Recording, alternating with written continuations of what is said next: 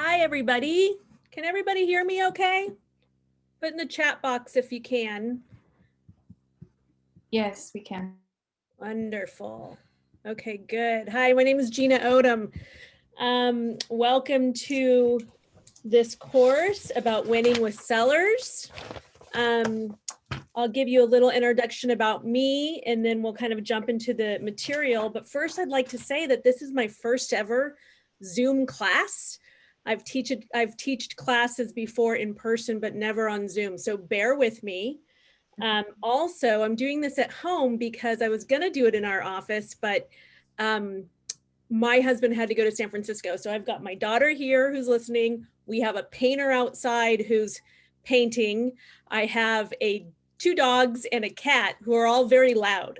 So bear with me as we get through it. You might hear some noise in the background, but hopefully everyone stays quiet for me during these next couple of hours. It's all good, Gina. Thank you. Thank you. Okay, so a little bit about me. I've been in the business for 17 years. I've had the privilege of working two different markets. I started in the Berkeley, Oakland market in 03. I got licensed in 05. I did pretty well. You know, I was doing contractor flipping with a contractor, which was really great until about mid 2007. And so when everyone else's business started to kind of change at the end of 2007 and then in 08, my business started to change before that because my investors started getting really cheap money. So I had to pivot really fast. And I got through that market, very successful in the top 1%. And then I decided to switch it up and we came to the Santa Cruz County market about 8 years ago. And I was secretly hoping for a year off to where I could just be a mom and surf and hang out, but it didn't happen. And in fact, I just jumped right. My business went from the East Bay to Santa Cruz County and effortlessly, and I did really well. And by my second year, I was in the top 1% of sales. In 2016 and 2017, I worked for another brokerage, a pretty big independent brokerage in the Bay Area, and I became their vice president of sales. So I pivoted again and I decided to get out of sales just for the pure satisfaction to challenge myself. And I challenged myself. They had 80 agents over here on the coast. We had 2 offices. By the time I left, we had 3. And I had recruited more agents. And I decided after a couple years it wasn't for me and I wanted to get back into sales where my heart is. So now I'm back into sales. I went back into sales last year and then the pandemic hit, but again, I was able to pivot. And as you all know, it's been a really busy, crazy market. So that's just a little bit about me. I'm always open to questions. Also, if you ever want to connect with me outside of this class, feel free to reach out. I'm always happy to help and give any information you want. So we are going to dive into this class, and I'm just curious if people could either speak out or tell me over chat how long you've been in the business for and what you're hoping to get out of the class. That would be really great. And don't be shy. Someone start. Okay, 15 years. I got my license in 07. This is Yvonne from San Jose. Oh, hi, Yvonne. Okay, great. And what do I hope to get? I always like to continue to learn. I'm a student at heart. Yeah. And just stay on top of this market. Okay, yeah. And so far, how's it going for you, Yvonne? I'm hitting my goals. Good. Good. Thank you. Okay, that's great. Who wants to go next? Anybody? Come on. Oh, Gina, I think you're on mute. And hi. Oh, there you are. Good. Hi. My name is Gina. Yes. And like you, but spelled with a J. Yep. Because of COVID, it took me like 8 months to get my license. So I was just raring to go. And then I got my license on a Monday, the 22nd of February, and Friday I tore my ACL. Oh, Okay. So that's okay. And so I got going, but not too much because I'm at the point where I don't want to start anything because I can't follow through with the leg. But I'm working on it. I'm getting walking. And so I just want to learn is what I'm doing. And Gina, it's a great time to put your systems in place. That's what I'm doing. I'm learning it so I can know the talk and know what I'm doing. Great. Thank Okay, you for being good. here. And I hope you heal fast. I'm healing. Good. Yeah. Okay. Thank Who's you. next? Who we got? Alex, are you on the call? Edeline, William? Yes, ma'am. Okay. Alex, Hello. how long have you been in the business, and what do you want to get out of the class? Let me just start over and introduce myself. So I'm Alex. I'm from San Jose Gateway. I've Okay. been in business about 6 months now. Oh, great. I'm looking to get, some expert, experience with the sellers because I've never had no buyers, no sellers yet. So Okay. anything you got, just give me. I will. Okay. And I want to tell everybody, even as a new agent in this market, you can break in. Okay. It's absolutely possible. And we'll talk a little bit about that too. Cool. Thank you. All right. Who's next? Hi, my name is William. I'm with the Santa Cruz office. And I guess it's been about a month now, actually. So I'm brand new. I've actually had my license for 2 years and just haven't hung it with the broker the whole time.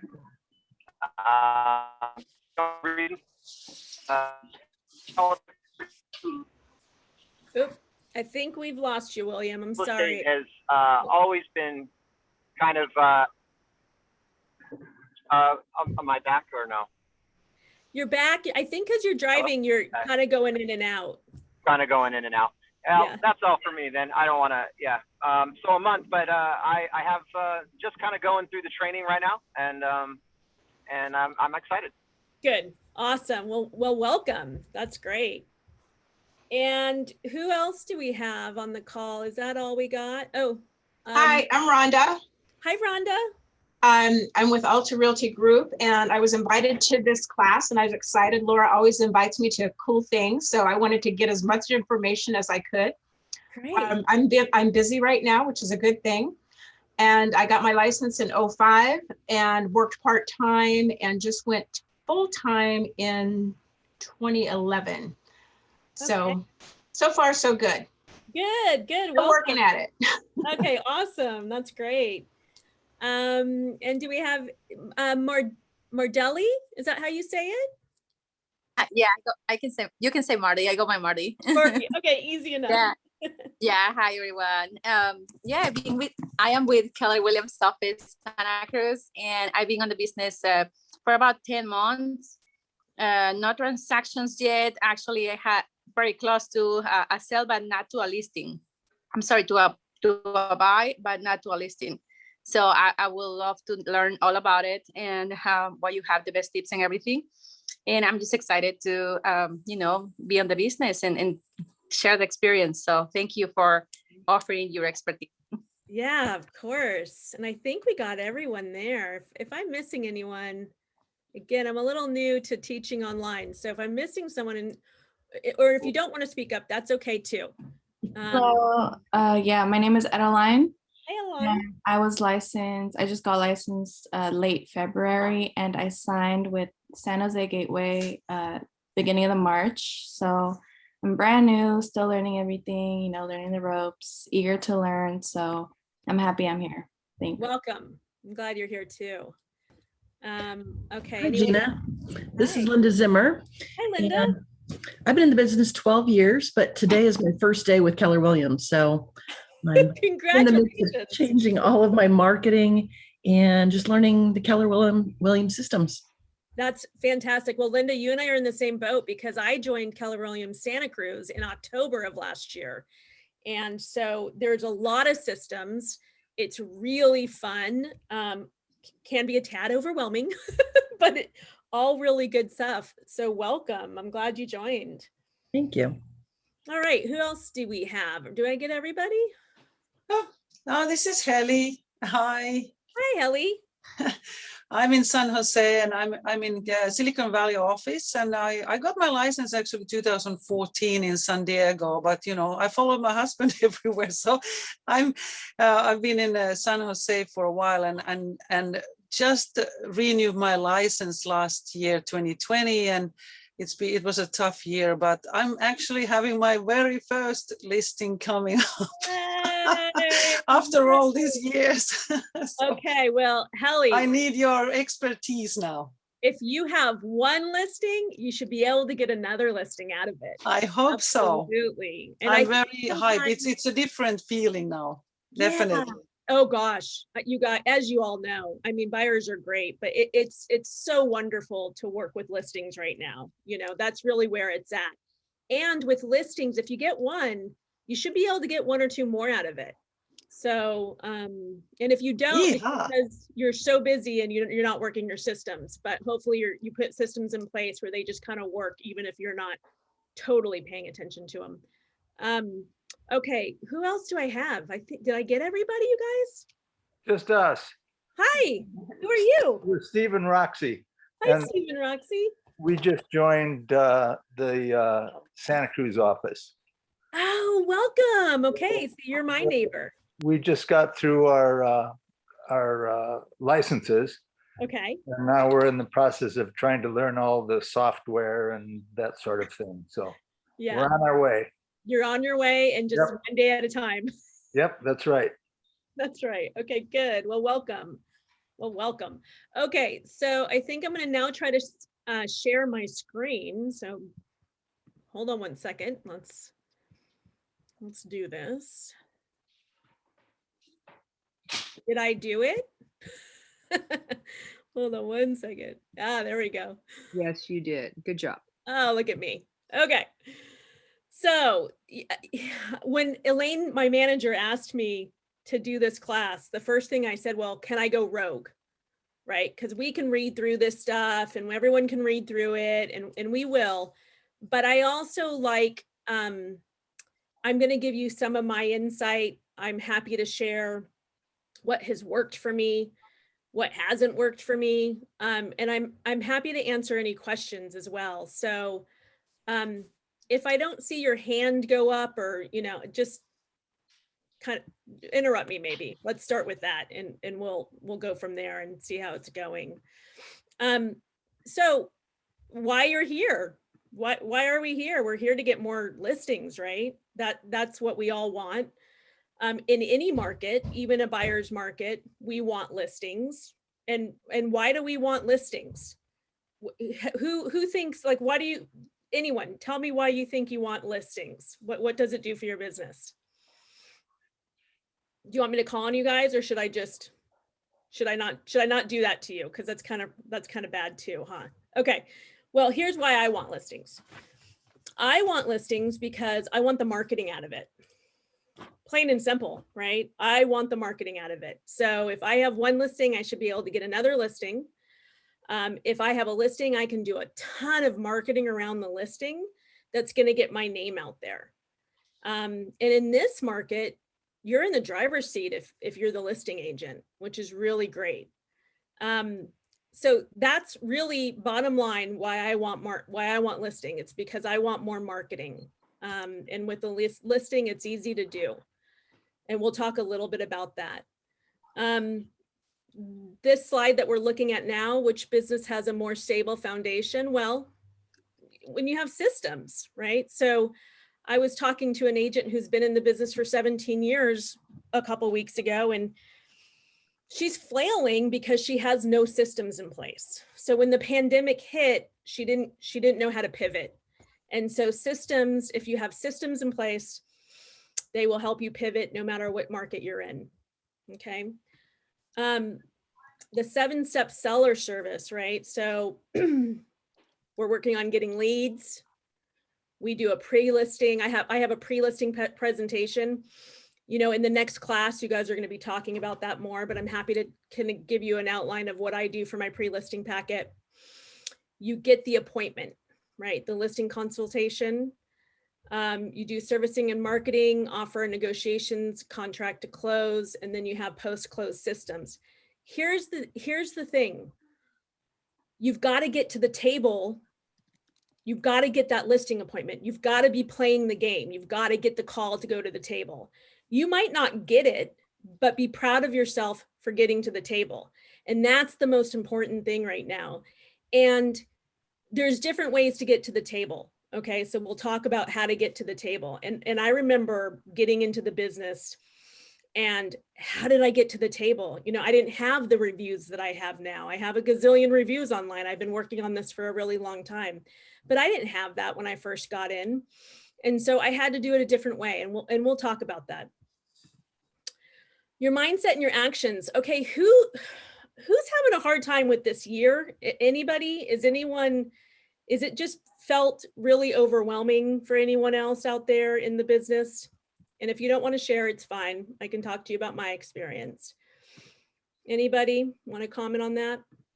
Yeah, sure. Sure, great, thank you. The first like 2-3 months, maybe, I thought it was gonna be a quick, easy, business. So that was my mindset. Now that I'm in bold training, so it's helping me with that, and as well as my actions too. So yeah, I think my actions and mindset is probably the best one. Yeah. Okay. Well, and I've had, I've been in the business for a long time, you guys, but I've had some roller coasters in the last couple years, right? So I have a 10-year-old, well, now a 10-year-old. She was 9 last year, and we had to pivot into homeschooling because the school she went to was not prepared to go online. So that happened. I was just getting back into the real estate market with sales. So that happened. My husband, he didn't get COVID, but there were a couple times that he got really sick. And that was scary, and that happened. And then I changed brokerages, which I can't remember who said they just changed, but changing brokerages is a lot. It takes a lot. So, a lot of change, and all in the meantime, because I had systems in place, even before I went into managing, they were working in the background. So last year I had the majority of listings, and they were all past clients. So, and it's just because my systems were kept working in the background. But it's been a hard year for a lot of us. And now we're in a really competitive market. And, it gets a little doggy dog out there. I don't know how it is over the hill, because I don't pay attention that much to over the hill anymore. But in Santa Cruz County, holy moly, I've been up against some heavy hitters for these listings, and I've had to be pretty aggressive. But we can talk about that later too. Gina, yeah, I think it's been the same kind of everywhere during 2020. It hurt a lot of people's business, but then you see some agents that suddenly doubled and tripled their business. Yeah, that's true. That is actually really true. And why do you think those agents did that? I don't know. That's why I'm here. Okay. So rather than overwhelming, I'd say there's something going on, and I want to figure out what that is. I'm going to tell you, and I talked about it just briefly when I talked to that agent who's been in the market for so long. It's the people who have systems in place, right? So any changing market, if your systems are working and you're consistent, you will be okay. Okay, so we'll talk a little bit more. I know, listen, it took me so very long to put systems in place. I mean, it's not a natural thing for me. So it took a while. But that really is how you stay in this business long term, and how you create longevity. Okay. Gina, I just want to add one more thing to everything that you've touched on. Yeah, please. On the mindset thing, because I think we all have to keep in mind that it's a blessing that we got on the essential list so quickly, and that we as an industry could continue to work. Yeah. And it's challenging. Everything you spoke of and everything that everybody mentioned, it is challenging, but also it's also a blessing that we can continue and help our clients, because they need us. Yeah. They need us even more. So we have to stay extremely positive. Yeah. And you know, we've got to guide them, and staying positive and updated on everything is a key, is a very important key that I felt that we had to transition last year. Yeah, that's really true. And you're talking to mindset, aren't you? To remain positive, Yeah. to remember what to be thankful for. One of the best things I ever did was create, just a gratitude list every day. If it's either in my head or I write it on my phone or on my computer, or I write it down in pen, it's just a gratitude list every day. And that really helps with mindset. It's like the same thing. You want to get to the table for the listing presentation. You might not get it, but if you're not getting to the table and competing, right? So be thankful that you got to the table. Be thankful someone called you for that listing presentation, and learn from it and grow. And it's just, how can we make sure we keep our mindset positive? And for buyers right now, it's a really tough market, and you have to remember that when you're working with buyers, it's really hard. As a listing agent, I go above and beyond. I learned this in the East Bay market. It's not that common over here in Santa Cruz County, but I think it's getting a little bit better. I try to let people know where they came in. My last listing, I had 15 offers on it. And people are wondering, what happened? How far can I tell my clients anything? Well, yeah, you came in at number 7, or you came in at the middle of the pack, or you came at the lower end, or you were really close to getting an accepted offer, but we went with this offer for this reason. So I tried, it's a lot of work, but I try to give that information to agents so that they can pass it on to their clients. And also when we're pending and agents call me about what happened with the listing, I try to give as much information as I can so that they can price their home appropriately, or know if they're going to have any issues with appraisal or anything like that. So I think that kind of stuff is really important. And it helps everybody, and it helps all of our mindset in this, this type of market. So there's a couple questions here, and some of you may not know because you've never worked with a seller, but for those who have worked with sellers, what do you enjoy most about working with sellers? And what are the challenges that you've come across in this market working with sellers? So maybe for the people who have a little bit more experience, if you could chime in, that would be really helpful. The one thing I love in working with sellers is helping them reach their goal, whatever their goal is. Yeah. And helping them and making it enjoyable and fun, taking the stress off of them. Yeah. As much as possible. And I like it when they say at the end, it's like, wow, that was great. It was easy, Yeah. Even if we do come up against some hurdles, which we do. Of course. And what kind of hurdles are you coming across right now? Oh, let's see. Appraisal? I guess you can say that. That might be one, but that's mainly on the buyer's side if we have it handled up front. Mm-hmm. How do we handle it though? Let's talk about that for a minute, because this is really something you should be talking to your sellers about, right? So for example, let me chime in really quick. I talk to my sellers about, hey, look, this could go really high and we're looking for a contingency-free offer. Not everybody can do that, but we need to vet our buyers. So they might just say, oh, contingency-free, and might not have been explained what that really means.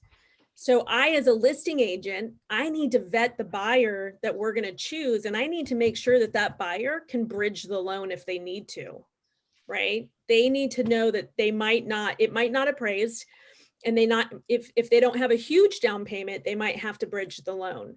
So that's a conversation I have to have with the buyer's agent. And I also have to make my clients aware of that.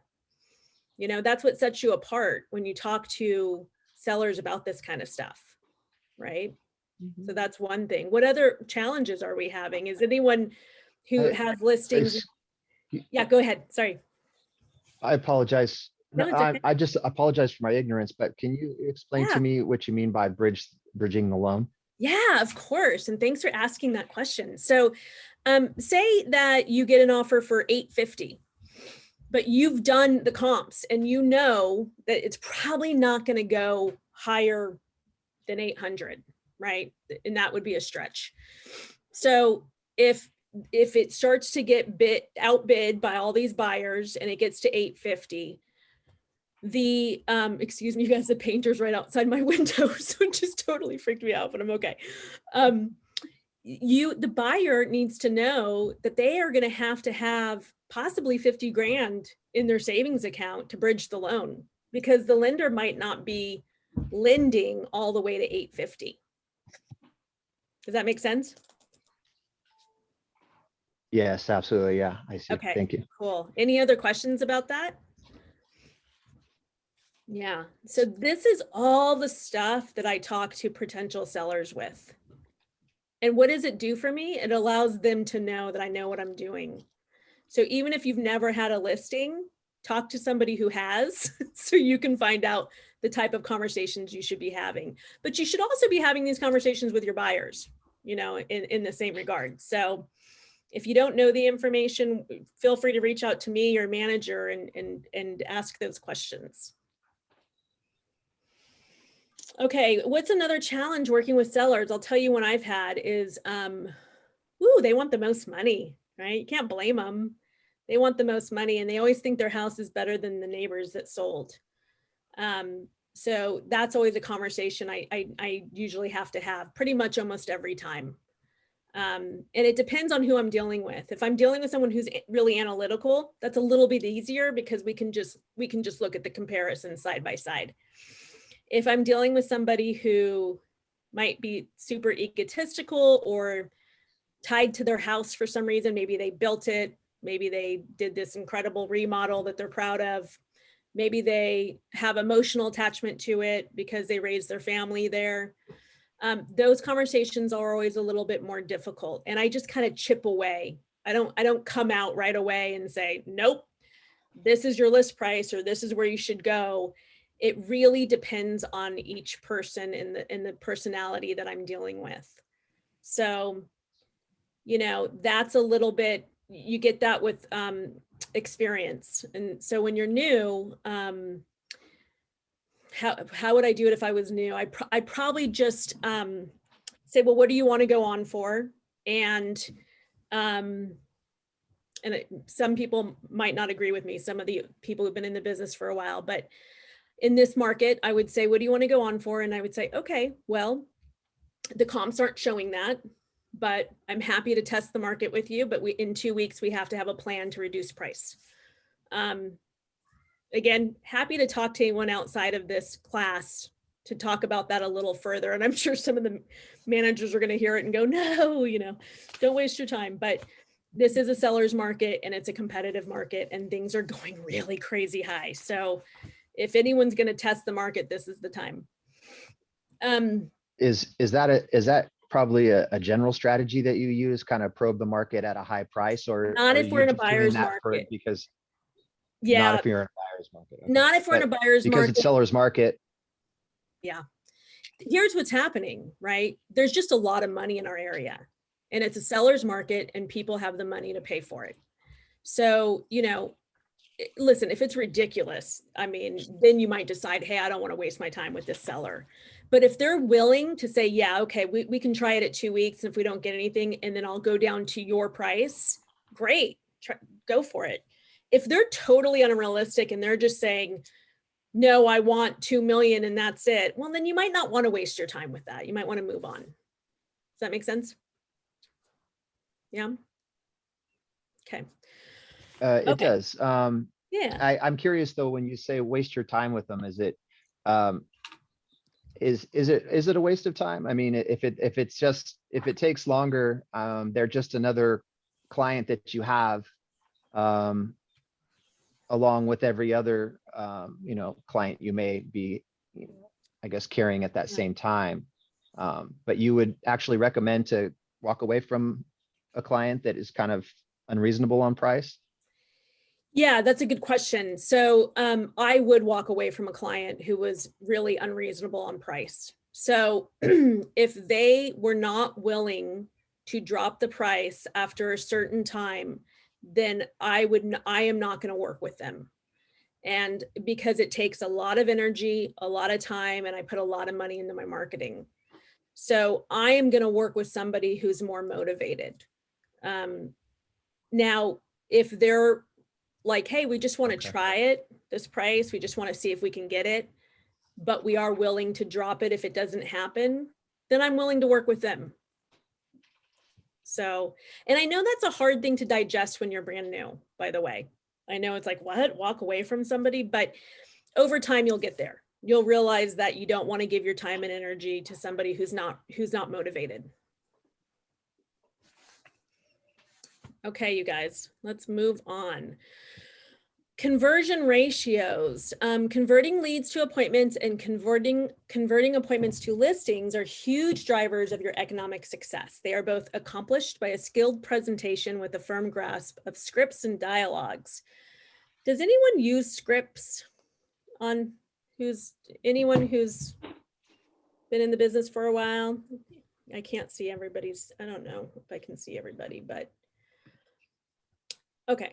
So I use some scripts, but they're already in my head. So I've looked at them.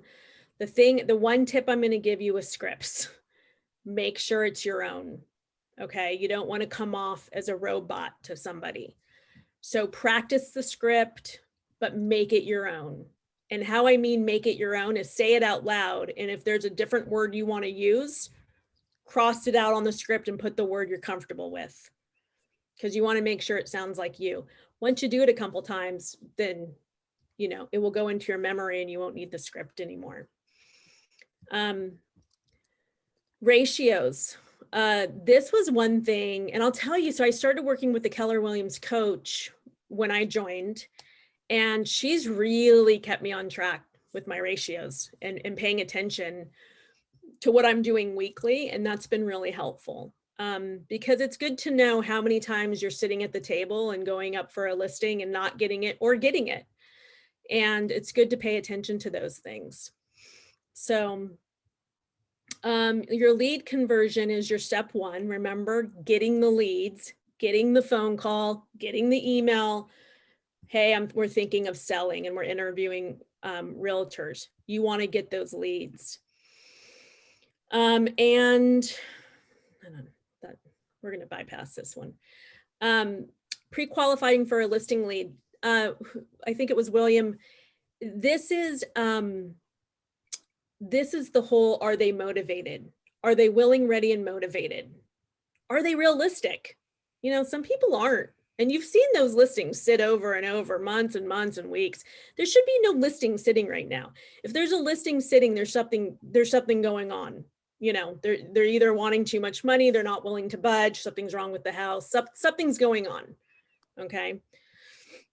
The lead conversion mode: 1, capture the lead; 2, connect; 3, close to appointment; and 4, cultivate. Capturing the lead. So there's different ways to capture leads. You can do it online. People pay a lot of money to get lead generation online. You can do it old school, which I'm finding is working really well right now, which is mailers, postcards, letters. And when you get that phone call, you've got to connect really fast, and you've got to cultivate really fast. So I never just ask a million questions to a client, to a prospective seller. I just kind of let them talk, and then I give them added value really fast. That tends to work for me. And then I got to get the appointment right away. I don't wait around for the appointment. If I go that day, I'll go that day. But giving them some valuable information. It could be what's been happening in the market. It could be something about their neighborhood. It could be something about appraisals and what's going on with appraisals. Wherever the conversation is leading, make sure you're giving them some information that they might not be getting on their own, and then try to make an appointment right away. If they're not going to make an appointment right away, well, I don't know how serious they are. But getting that appointment is going to be key to getting the listing. So appointments can happen on Zoom or they can happen in person. I've done both. I prefer in person, but I've done Zoom and it's worked out okay. Successful lead conversion outcome. Get an appointment, get a referral, strengthen the relationship. Okay, we all know that, right? Capture, opportunities with seller leads, capture techniques that work. Okay, this is again paying attention to what's working for you and what's not working for you. Again, when you get a lead, you have to call back right away. You want to provide them with a little bit of information that makes them feel like you know what you're doing. And then you want to get the appointment as fast as possible. Different ways to get the leads. They can be online leads. It's a very different technique of working with online leads than if you're working from a referral-based system or if you're even sending out postcards. So, you know, they're all different. And when I got to this county almost 8 years ago, I think my first 2 years was all online leads, and that is a hustle. You got to be on top of it and you got to work really hard. And you got to build loyalty really, really fast, which is the hardest part. So I've done all different techniques. Does anyone have any questions right now? Yeah, I was wondering if you could just touch on the online lead thing a little more. What does that look like? Are you reaching out to a company that's providing and then, you know, trying to touch potential clients on that list, or how does that work? Well, I've done that before. So when you're getting into the business, that's a way to do it. You pay money and you might get some lead generation. Gosh, when I was doing it, Zillow wasn't half the amount that it is today, but you know, you get your name up there and you get some lead generations that come in, and they could be serious. They might not be. You have to vet them pretty quickly. And then you have to give value to keep the loyalty going. Currently and today, because of how much time I've spent on my online business, I get referrals online from my reviews. So what's nice about that is people can read the reviews and go, oh, okay, I kind of know her. I feel like I know her, you know, or oh, look at how many reviews she has.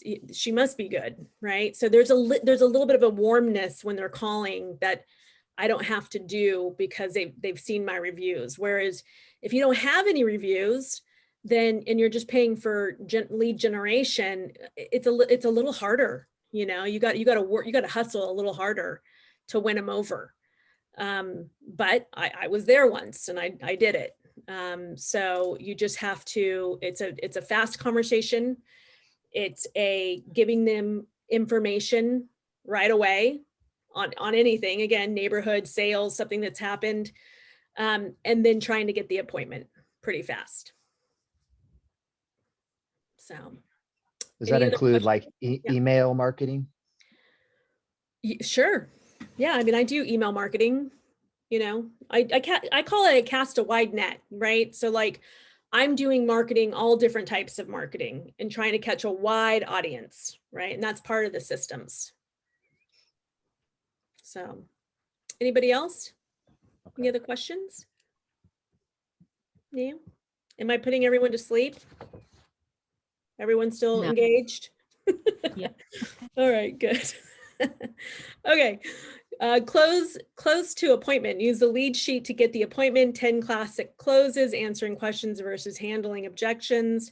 Did you guys get any information or like material before you got onto this class? Was that sent to you or no? I don't know how classes work. Oh, okay. So I don't know exactly what that is. Okay.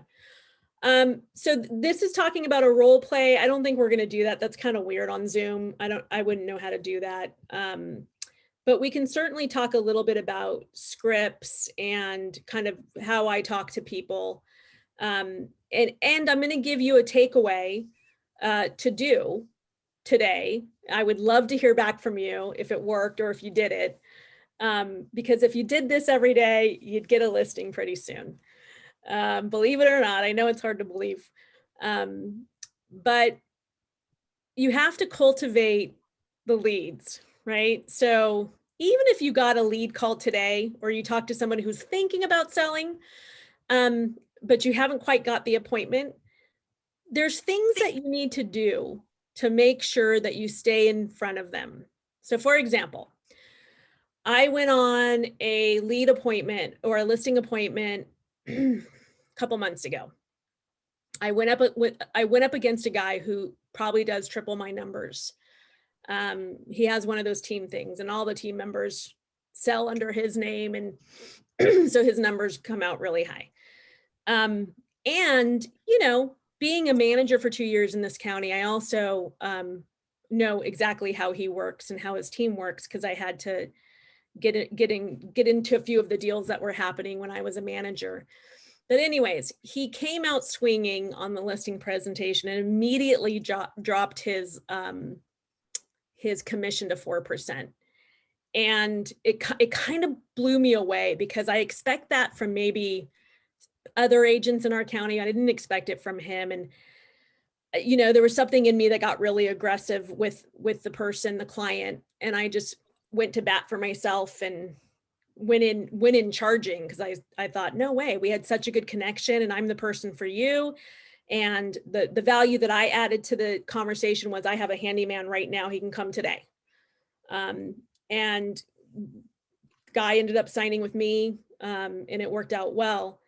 Now we were going to go on immediately, and because of something that he needs to do, we're now not going on until June.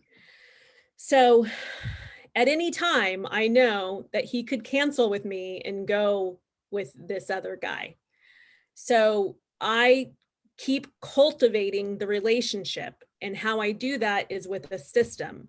So every time there's a new month, I send the last month's statistics to him, and I send him an email. Hey, here's what's going on in the market. You know, here's what I'm seeing. Here are the statistics. I'm so excited to list your house. I can't wait. And I do it month after month. And occasionally I'll reach out to him on text and tell him something that comes to my mind, or if I'm in his neighborhood, I'll say something to him. So it's just cultivating the relationship and making sure that he sticks with me. Okay, so that's part of cultivating. Even though I have a signed listing agreement, but if I didn't, I would even be more in touch with him. Okay, and it doesn't need to be anything major. It can be a text, it can be a quick email. It could be, hey, did you see this house go on the market around the corner from your house? It could be so easy. It doesn't have to be anything, you know, super major. If I could ask a question, if back up for me to the moment where he signed with you. I mean, that's kind of a big deal, because he has this other agent offers that's, you know, dropped the commission by, you know, quite a bit. And that's value, that's money. And so what is it, would you say, could you pinpoint that made him sign with you? Yeah, it's value. Right. So what you don't know about this story is that the listing agent who sold him the house just a couple of years ago, just never kind of forgot about him. That's how busy he is. Just kind of, he doesn't have, I don't think he has systems in place, because he kind of forgot that this guy wants to sell, and he had talked to him about it in the beginning of the year, and then he never called back. So I already knew that when this seller called me, they were really looking for somebody who was responsive, who was excited to sell their house, and who was going to be available, respond to their calls and texts. And I had proven that up until this point. He had already had an appointment that he felt like he needed to have with this other listing agent, just out of respect. And then the listing agent came in. He didn't even show up to the house. He just did it on the phone. Hey, wait for me, I'll do it for 4%. And he hung up. And so the seller said, oh, he called, he wants us to wait, and he's going to do it for 4%. Now, I never in my mind thought I'm dropping my commission to 4%. I've never done that. I've never even done it for a family member. So I was like, it never even crossed my mind that I was going to compete that way. But instead, I stepped into it and said, I've given you good customer service. You see how I work. I have my handyman available to you now. You know how I'm going to market your house. And I think you should go with me. We had a good connection. And what are we waiting for? We both want the same thing. I'm going to get you the most money. I'm going to get you more money in this market with my negotiation skills, and I don't need to drop my commission to show you that. And that just did it for him. I think he liked the confidence. I think he liked the Yeah, so the aggressiveness. confidence is really just being Oh, really you solid guys, in your all of you position. And newbies, if you can fake the confidence, if you can come out with confidence, you'll be surprised how far that gets you right away. Okay. Okay, where are we at here? So, take action, major points, ahas. I don't know what that is, so we're just gonna pass that up. Oh, pre-listing. God, we got through this quick. Okay, so you guys are gonna be going through pre-listing in your next class. And I will tell you though, my pre-listing packet, I'm gonna tell you how I do this. Okay. Oh, here's a couple of tips. So if you're new, or if you're somebody who's not new, but you don't have any listings, find a listing that's on right now, that's pending or even active in the neighborhood you want. Okay, that's step number one. And then I want you to get a phone list around that neighborhood. I get my phone list from Old Republic Title. It cost me 5 cents a phone number. And you're going to call 10 people in that immediate neighborhood and tell them that their price point went up and you wanted to talk to them about it with the listing that's around the corner. Find out if they're interested in selling. You're going to take those same 10 people and you're going to send your pre-listing packet. Okay. Your pre-listing packet is an intro letter to who you are. It's your resume. If you're brand new in the business, I probably wouldn't put the resume in. So just an intro letter. If you have experience, your resume. If you don't put the resume. You're going to put together a marketing plan. You can get the marketing plan, I'm sure, on command somewhere. Maybe Elaine or Jesse could type in if you can. If not, send me an email and I'll send you a marketing plan.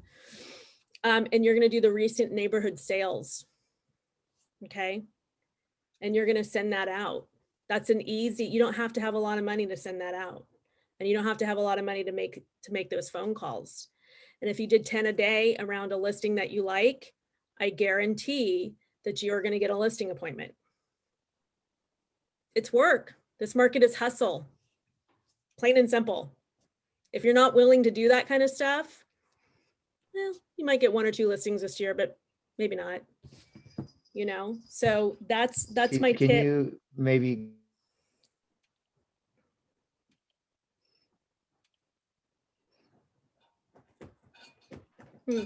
I lost you, William. I don't know what happened to the sound. I'm sorry. Yeah, it signed me out and signed me back in. Okay. I was interested in the intro letters, being that I don't have any houses sold and obviously don't have the resume to add to that. I guess that intro letter is of great concern to me. So no, if you your intro letter, William, is not your resume. Your intro letter is right. like, hi, I'm William, and I wanted to, I don't know, let's see. Hi, I'm William, and I wanted to let you know that your house value is more than you think. There's a listing around the corner that's made your price go up. I would love to talk to you about it. Are you thinking about selling? That's all you're doing. I see. Yeah. I see. Okay. And then just don't put your resume in there. If you show up with a little bit of confidence, or you bring somebody in who knows how to do listings in your county, like if you bring another agent and say you'll share it with them, or you'll, do some kind of split, maybe you're not comfortable, but you got that listing appointment, then do that. Or just show up with, this is what's going on in the market. And here are the things that are happening in this market. You might not even get to what kind of experience you have. It really depends. If you're dealing with an analytical person, you might. If you're dealing with somebody who makes decisions based on intuition and feeling, you might not. It just depends on who you're dealing with. Now, if you have a listing appointment, you've already vetted the seller. You've already had this conversation. You know what kind of person they are. Okay. Yeah. Gina, I like what you said there. I will say, I will not give you a discounted service, so I cannot discount my commission. That's great. That's great. I didn't have to even go into it. Again, it didn't cross my mind until afterwards, and then it kind of pissed me off in all reality. But yeah, I think I had texted my client after all of that and said, it's never good to go with a discount agent. You'll never get the service you want. So I just left it at that. Yeah. What else, you guys? We got through this material kind of fast. Let's see. I got a question. Yeah. So I circle prospect when I cold call. I mean, is that kind? I mean, I don't get your contact information if you don't give it to me, but is that kind of like the same thing? Tell me one more time, Alex. What did you say? That I circle prospect. So I basically pick an area like you said, Mhm. call that around. I call around. Yeah. Well, first of all, good for you. I'm proud that you're doing that. Yeah, it's kind of the same thing. I get a little more targeted. So I do the target around a listing, because then I can say, then I have information to give them. And if I know about that listing, say I had a buyer for that listing and we didn't get it, and I know that they got 20 offers and I know that it went over, $1 million, then I have that information. And so I can call around and say, hey, the listing around the corner from your house, it just got 15, 20 offers, and it went for way over $1 million. There's 14 other buyers, or what, I don't know what number I use, 19 other buyers that are looking for a house in your neighborhood. Are you interested? Another thing you can do too, and if you have money to do this, do it. But I use Prospect Plus marketing. It's like postcards and stuff.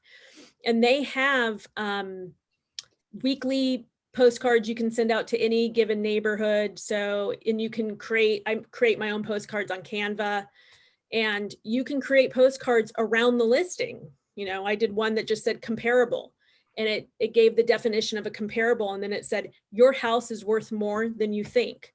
Call me if you're thinking of selling. And I got a phone call from it. And he was like, what do you mean? What did that house sell for?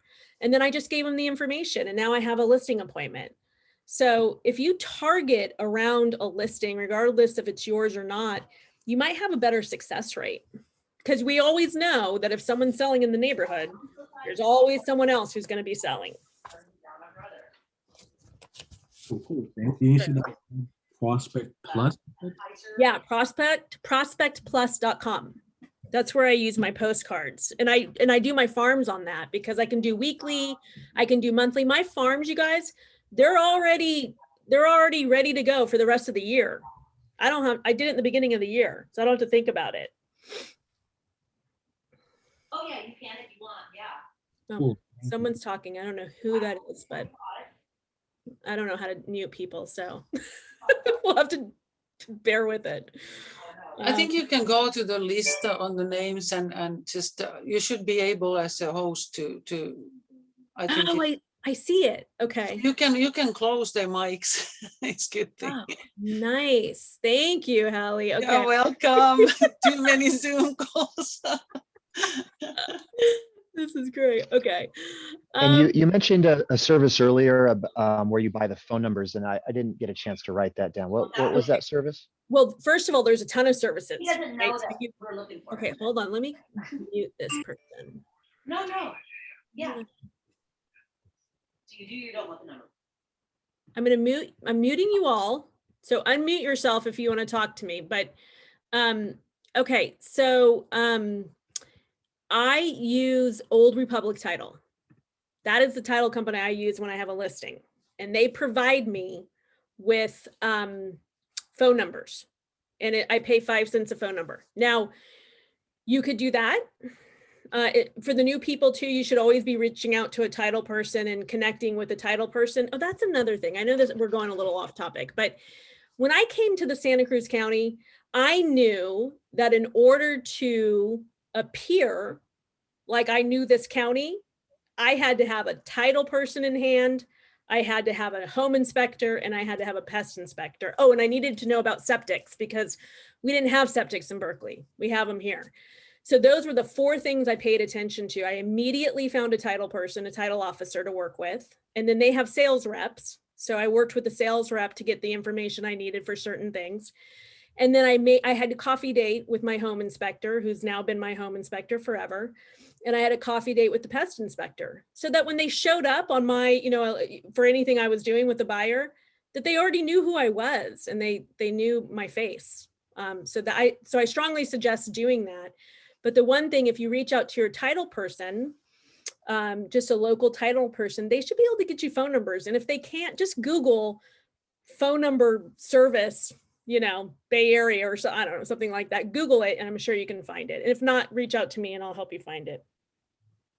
Oh, that'd be great. I know that we just had a meeting a few days ago, and it was brought up as a matter of importance to make sure that these numbers are not on the do not call list. Yeah, Do you know if the numbers that you get from a title company have been vetted against that list, or is it they have. probably my responsibility? No, They they have. Okay. Yeah.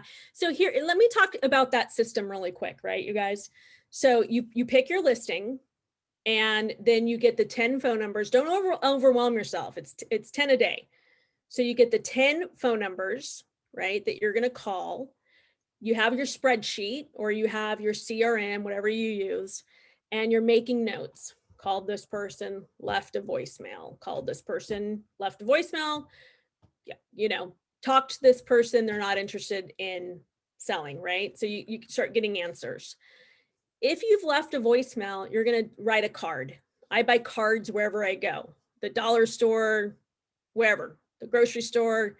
If there are cards on sale, I buy them. I like the blank cards. I just write a little note. I put my business card in it and then I mail it to them. Okay, so that's one thing. And you're supposed to, I don't know where I read this. It was probably with one of my coaches, but you're supposed to try to touch them 8 times. So I keep trying for 8 times. And if I get no response, then they just go on a mailing. They just go on a mailer if I want to. Sometimes I don't. It might depends on the area.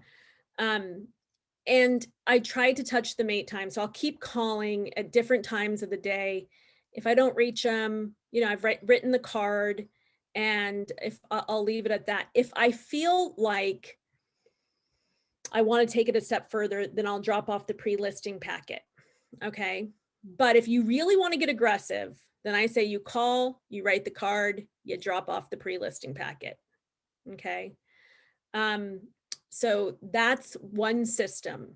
And does anyone have questions about that? I'm telling you guys, if you do it, you will get a listing appointment. So if anyone's unclear about that system, the time is now to ask the question or get clarity. I'm curious real quick about, you said 8 times touching this person, and if they don't, they just kind of go on a list. Do all of these 10 that you've dug up go inside and go in command? Actually, I should ask you, use command? Is that I don't what you use use to? command. No. Okay. But But I've looked at command and I think it's a good system. Okay. Yeah. So I So, think that but do these 10 people go on your list regardless? They do go on my list and they get labeled as the address. Like if it's say it's 322 San Luis, which was one of my listings, and I'll just put mailer 322 San Luis. So they get labeled. So they go into the database, they get labeled. There's a note every time I have reached out, I called, I left a voicemail. If you don't have a CRM, do it on a spreadsheet. You can go either or. And by the way, if you don't have a CRM, just use Google or Gmail. I used that for years before I got into a CRM. So does that answer the question? Yes, absolutely. Okay. Anybody else with questions about how to get a listing? I've given you the answer and it's rather simple. Gina, what was in your pre-listing packet? I think I missed that. Okay, so there's 4 things that I put in my pre-listing packet. I have an intro letter, just saying who I am and why I'm reaching out. I put my resume, literally LinkedIn resume. I mean, I just go and I put it on a piece of paper like I'm applying for a job. I do a 1-page marketing program of everything I'm going to do for them. And remember, you guys, we think people know all of this, but they don't know. So really it's everything. It's from just listed postcards, for sale sign, if I'm going to do Facebook targeting ads, what kind of social media marketing I'm going to do, if I'm going to professional photography, drone photography, whatever it is that I offer, I'm going to put it all down there. And the longer the list, the better. Even if you think it's stupid to put on there, just put it on there because people might not know. So that's your marketing plan. And then I'm going to include recent neighborhood sales. And it's not their comps, it's just what's sold in the neighborhood. That's it. And that's going to be the package, and that's what I send out. And you'll be talking about this too in the next class. So I'm sure that agent will have a lot of good tips for you. Thank you. Yeah, no problem. Anything else, you guys? Is everybody going to do the 10 people, call 10 people?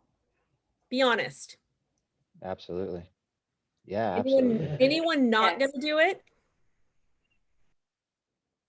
And it's okay if you're not. I'm just curious because we can work a different system. Tell me a different system. I hate calling unless Fair I enough, know Ellie. unless Yeah, I know people, then it's easy. I'm very chatty and so forth. But other than that, the cold calling is not my forte. Okay. So that's great. And thank you for your honesty, because if, you know, like I won't door knock. I'm not a door knocker, right? So you got to find out what you're comfortable with and not. But here's another thing you can do. You can skip the phone call and you can just do the pre-listing packet. So I would pick, you know, 20 people around a listing, and then I would just go deliver it on their doorstep, and I'd follow up with a card. Did you get my listing packet? Or not my, I'm sorry, did you get the packet of information I left you? You know, there's a home for your that has sold in your neighborhood and it's increased the value of your home. Give me a call. That's all you're saying. Give me a call. You know, so that's easy. You don't have to do the phone call, but you just have to go leave the packet on the doorstep. You can also mail it. If you're like, I'm just going to mail it, just mail it. But just do something, you know, that's the thing, right? Just do something. You can't sit around waiting for the phone call to ring. That's all. Anybody else? Any questions or anything you want to ask? I would love to. I would love to see your pre-listing packet. Is that What? possible? I don't know. I can send you one. Just text me your email address. That's fine. Don't steal it word by word though, William. You got to make up your own. You got to be unique. You got to be you. Absolutely. But I will send it to Absolutely. you. Not a problem. Thank you. Anybody else? Okay, wait. Gina says I contact 25 a day, and I'm also in the bold classes. Wow, 25 people a day, Gina. That's a lot. Good for you. Yeah. Well, they gave us the goal of we have to do 100 a week, 20 per day. And so I just did 25. I just upped it 5 a day. Yeah. And if you guys can do that, do it. Do it. And with my leg being down, it's not easy, but when I am out and about, I talk to everybody. I'm a talker. And so I'm counting that as touching, you know, and if I get their name and address and email, that's my contact, you know. That's right. And it's That's easy. right. So I text, call, talk in person, and you know, all that. There's a lot of ways to touch a person. There really is. And that's great, Gina. And good for you for doing 25 a day. I mean, that's what it takes. That's what it takes in this market. You know, I just talk to everybody I talk to, like my PT this morning. I said, so, you know, for you, you know, that's hard like, to teach. Yeah. So for you that you know it already. Yeah. Thank you. Yeah. It took me a long time to ask for business. I don't know why. I was just, I'm just not, I don't know. It's weird. I'm a strong person, but I don't think I'm not always super aggressive. So I was really proud of myself with this last listing when I stood up for myself and just said, no, you got to work with me. don't work with this guy. And this is why. And it really felt good because it was true. And I felt very strong about it, but that's the kind of market we're in. We got to be aggressive. Also, I'm finding that I've told my son and my niece who are in the market right now to both just back down, save your money, chill out. It's not a good time, you know, because they're my family and I care about them. And they're both in their 30s. And my gal, Renee Mello, she told me that was the best advice I could ever give them, you know. And maybe can I give a little different take on it? Yes. Okay. So, and I know we're veering off to buyers, so yeah, you know, we won't stay too long on it. But so I think that has to be decided per person, per their situation. Yeah. Right? So yeah, if someone's just like, oh, I think we want to buy because we want to buy, maybe we just want an extra bedroom for no reason or whatever. I don't know. You know, you have to decide that for each person. Like, you know, you might want to wait. Like, I mean, I just had this conversation with my friend in San Diego. She said, we really want to buy, and this is why, and da-da. And I said, well, do you really need it right now? I mean, or are you just like, I want a new neighborhood, you know? And she's like, no, we don't really need it right now. Well, then I'd Right. probably wait, you know? Right. But with other people, I've had people who are like, no, I need to make it happen for this reason or this reason. We have a neighbor across the street. She had to buy something. They were going nuts with the dad working from home. They didn't have enough space. So for them, it was absolutely worth it to pay the price and to upgrade their house. So I think it just really depends. Yeah, you're right. Yeah. But thanks for saying I'm right. I don't know if I'm right, but thanks, Gina. Okay. Yeah, how's that? Yeah, there you go. Anyone else? I feel like. Yeah, I have a question, or Yeah. maybe like some advice, but Sure. I've called and I've gotten 3 leads so far. However, they were ready in about like a year or two, all 3 of them. And none of them wanted to give me an email or anything. I just have their phone number and name and address. So great. That's what you need. Yeah, would you recommend that I send like monthly postcards or give them a monthly call or both? Or is there something different that I should be doing? Yeah, great question. And that's exciting. Good for you. So if you are doing postcard mailers and you have the cash for it, then yeah, put them on a mailer. If you're a little more thrifty with your money right now and you don't have that money quite yet, then I would send them on the MLS. You can, it's called Aculus Reports. You can download their neighborhood by their zip code, and you can send them that monthly. And you're just going to do it every month with a little note. Hey, just wanted to keep you apprised of the market. Let me know when you're ready to sell. You know, if you have any questions. Every month, you're going to send them something. That's actually what I was thinking of doing. I have sent out some mailers to kind of like my neighborhood with the graph with the market, with some market data and stuff. So, and you guys remember that only works with consistency. So a one-time mailer, it might not get you that much. You want to be consistent. And when I did my mailers, when I was on a budget, I would do, you know, a postcard 1 month. I would do a handwritten letter, you know, a couple weeks later, I would do a postcard that I wrote out. Like I would just do it in a fashion that didn't cost me so much, it just cost me postage. So you can do that too, a combination to save you some money, but it's consistency. And that's a system, right? Elaine and I were talking about this, my manager. If you do it once, you need a system. If you do it more than once, you need a system. So you're going to make sure, because you're going to get busy and then you're going to forget that you're trying to feed your pipeline. So you want to make sure that you have a system in place, that it's put on your calendar, because if it's not on your calendar, you're not going to get it done, right? Every month that message comes up, send out your mailer and you're going to do it, right? So just make sure you put a system in place so you're consistent. Does that Prospect Plus offer like some sort of automation around that? Like you can plug in a potential client or a neighborhood and those 10 contacts around a house, you know, that's for sale, and you can just kind of put them in there and just set it, and every month it'll. Yeah. And here's the deal. So like, for example, if I have a listing, I buy the list around the neighborhood. It's like $40. It's like 300 or 500 people, whatever I'm choosing. And then I just do an automated generated postcard mailer for 4 weeks after my listing. And then I do phone calls too. So you can, if you got a lot of money, then it's easy, right? But if you're working on a budget, then it's gonna be a little bit more work, but you can still do it. I have a question about the postcards. I was told that you're not allowed to do that because you have to see who's in the neighborhood and see if they have a real estate agent and all that stuff. It's that you can get in trouble for that. Is that not true? I don't know. Sometimes you see with those postcards, I'll get them in the mail at my house, and it will say, if you're working with an agent, disregard. I've never put that on my postcard. Okay, yeah. Oh, I don't know if maybe Elaine's on the, maybe one of the managers can chime in, but I've never put that on my postcard.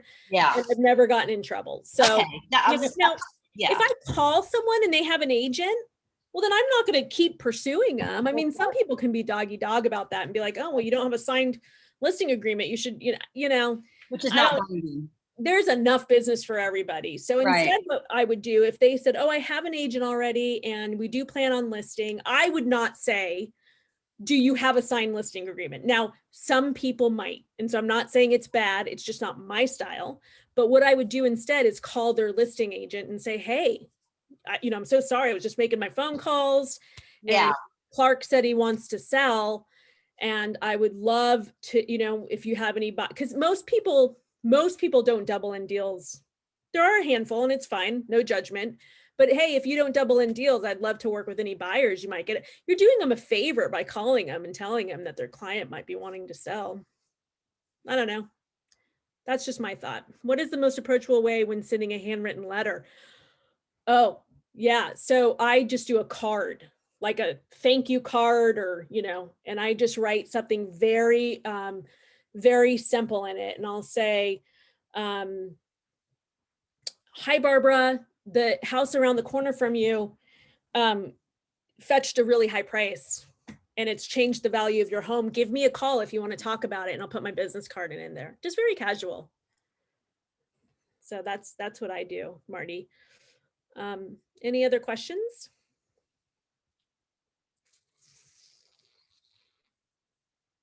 Nobody? Yeah, I have a question, kind of a little bit less about prospecting listings and more about prospecting for these connections that you mentioned earlier with regards to your title company and a home inspector, pest, septic, so forth. How do you go about, I guess, farming for them and then vetting them and making sure you've got, I don't know, a contractor that's going to show up for the job? And I guess I'm asking this from a new agent perspective.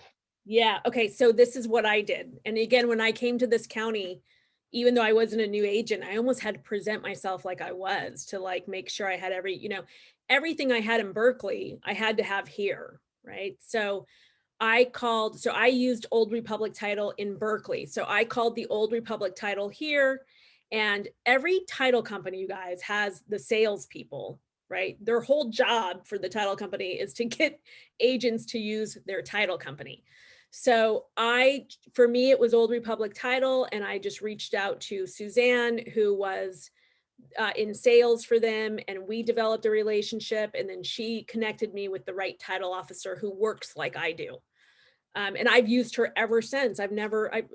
Sometimes I'll throw other title companies a bone, but I really like Carolyn. So that was number one. And then they have all these little tools, especially for new agents, that they can help you with to get any information you want on people, which is really nice. One of the things I use still all the time is a seller net sheet. I use that all the time. And I just go to Old Republic Title for that. But the other way, you can ask around, William, to people who use certain pest or home inspectors. I didn't know anybody when I moved here. I didn't know one person. So I actually just got on Yelp and I found a home inspector, and I reached out to him and I said, I'm new to the area, and I want to make sure that I have the right home inspector that I can refer my clients to. Are you up for meeting for a cup of coffee? And he actually said yes. And he's a really well-known home inspector, and he's very busy. So, but what that did for him was I've given him most of my business for the last 8 years. So, Nice. but when he showed up, when I got my buyer into contract, hey, Gina, it was like he had known me for 10 years, and it made me feel good, because I was like, you want your buyers and sellers to feel confident that you got this, And so same with the pest. I ended up not keeping my pest guy because he's so busy. I found another pest guy, and I don't know how I found him, but I use him now all the time. And then the really busy pest guy I'll try to use if this guy is too busy. But it's good just to make those connections, right? So if you're new, you can ask agents in your office, you can ask your manager, you can talk to title people. They know everything in the real estate business, everybody. But it's important to make those connections. Yeah. Oh, look at you, Gina. I see your hand raised. Like I'm getting the hang of this, you guys. So I have my head's going here, and I'm getting ready. I just got my, I can start walking pretty soon. So I'm going to get back in the office in a couple of weeks. My plan is, since I have no listing, you know, I'm super new. I would like to shadow somebody. Is that a weird question to an agent? Would they be like, no, you can't shadow me? Is that okay to ask somebody if I could shadow them? You know, that's an interesting one, because like, you don't work with me, so I'm not sure I would be like, yeah, come shadow me, right? I would give that advantage to somebody who's on my team. Got it. Okay. But you know, as a manager, did I let people shadow me? No, but you know what I did as a manager, and I'm sure that they have this at KW, is we did a lot of role playing. We do that. Okay. Yeah. So, you know, every morning we role play. Yeah. So I think, or if you're bringing somebody on, like maybe you get a listing and you're like, oh shit, now, sorry, I cussed. Shoot. Now I have a listing. Right. What am I going to do? Right. You could bring somebody on with you. Oh, Renee said should help. Yeah. Renee Mello. That would be the shadow experience. Yeah. Renee Mello will help us with that. Second question is, I'm really into marketing. I'm really good at marketing. I did it. It's kind of my thing. So I have no problem with that. But since I have nothing to market, can I borrow someone's listing? I would help them help me with, is that, you know, just like borrow their listing presentation? So like, no. Like their listing, like get on my social media, just kind of so I can have something on my social media besides myself. Always ask first, but most agents will say yes. Yeah, ask, of course. But I mean, would that behoove me to do that? Yeah. Yeah. Absolutely.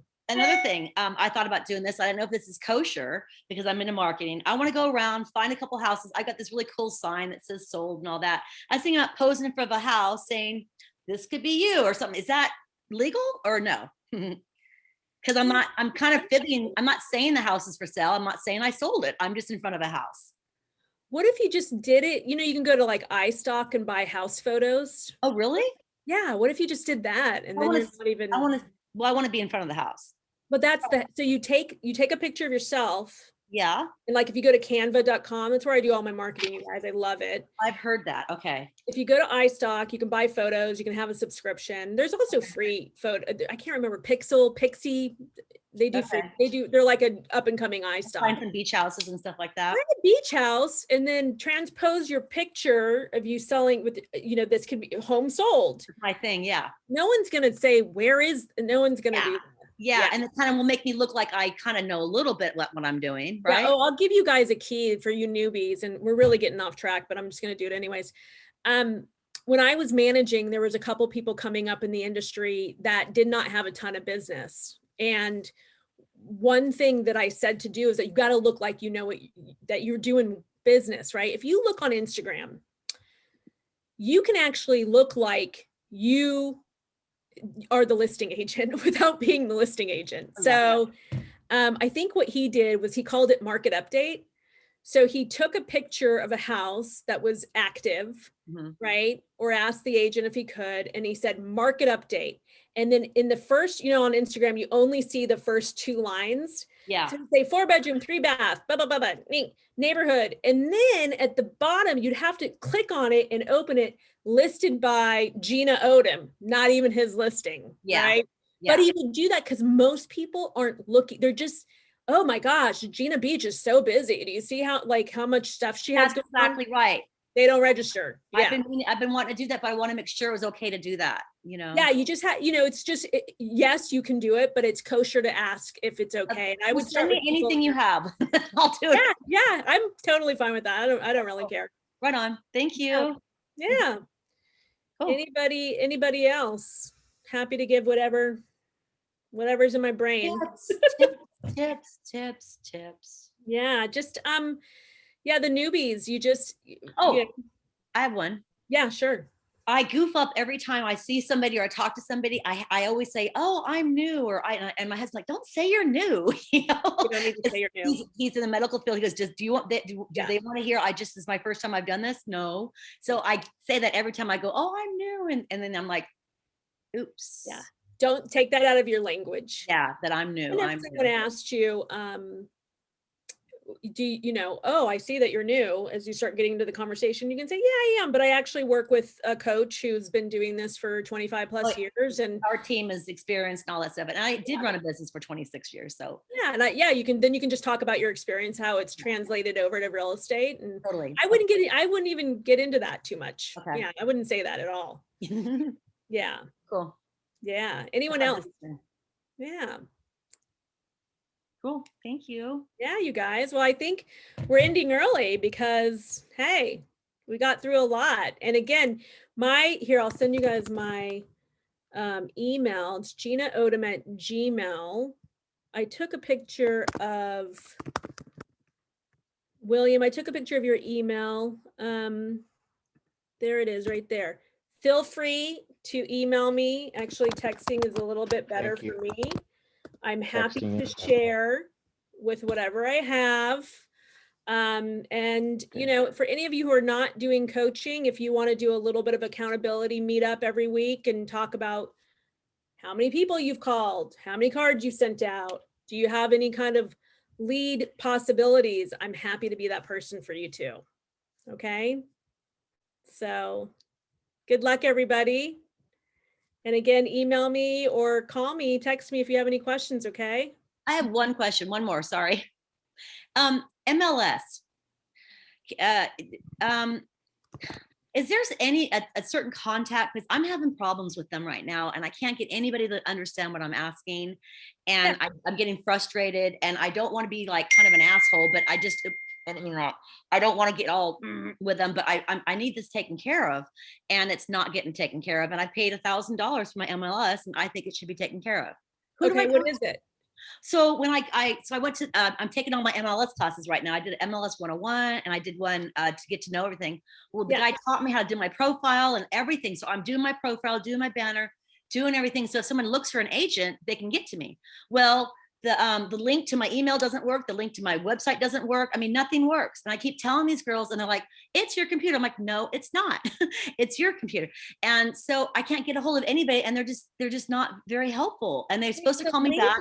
Wait, and they haven't called me back in 2 days. Wait. The link to your email is not working? Nope.